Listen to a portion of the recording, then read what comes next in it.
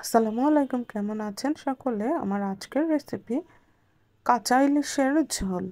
কাঁচা ইলিশ বলতে এখানে আমি মাছটাকে না ভেজে রান্না করেছি। তো চলুন রেসিপিটি দেখে নেওয়া যাক। এবার এখানে আমি 5 পিস ইলিশ মাছ নিয়ে তার মধ্যে লবণ আর হলুদ মেখে এটাকে একপাশে রেখে দেব। আমি কিন্তু এই রান্নায় জাস্ট হলুদ গুঁড়া আর পেঁয়াজ তেল ব্যতীত অন্য কোনো মশলাই ব্যবহার করিনি।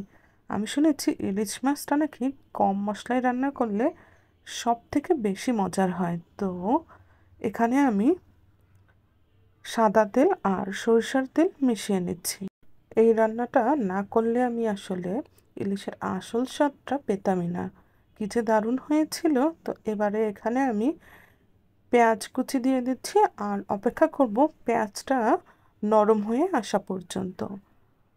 আর এখানে আমি দিয়ে দিচ্ছি কাঁচামরিচ। যেহেতু আমি এই রান্নায় কোনো ঝাল ব্যবহার করব না, মানে লাল মরিচ ব্যবহার করব না, এখানে আমি প্রায় 10 থেকে 12টি কাঁচামরিচ দিয়েছি আর অর্ধেকটা আমি চিড়ে দিয়েছি আর বাকিগুলো আস্তই দিয়ে দিয়েছি।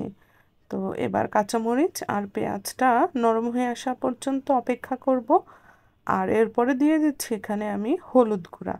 এই যে এইটাই শুধু গুঁড়া মশলা, আর কোনো মশলাই কিন্তু আমি এখানে দেইনি। তো হলুদ গুঁড়োটা দেওয়ার সাথে সাথেই আমি সামান্য একটু পানি দিয়ে দিয়েছি, না হলে কিন্তু গুঁড়া মশলাটা পুড়ে যেতে পারে।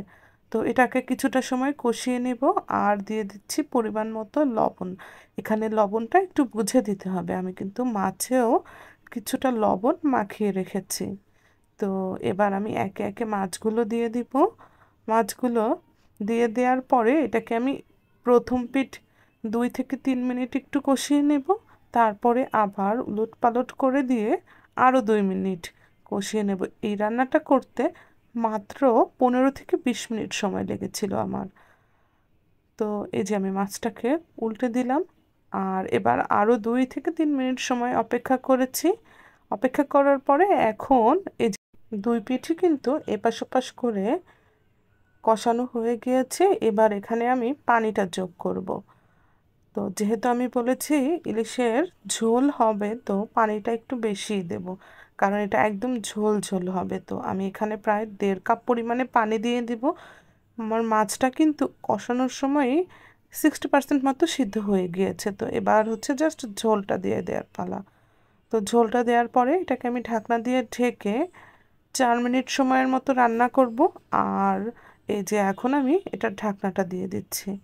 এখন ঢাকনাটা তুলে এটাকে আবার একটু এপিট ওপিট করে দিব, যাতে মাছটার উভয় পাশেই হচ্ছে গিয়ে ভালো করে মশলাটা ঢোকে, মানে জাস্ট লবণটা ঢোকে। এখানে তো আর কোনো মশলাটাই ব্যবহার হয়নি, শুধুমাত্র ইলিশের যে ঘ্রাণটা সেটাই পাওয়া যাচ্ছে।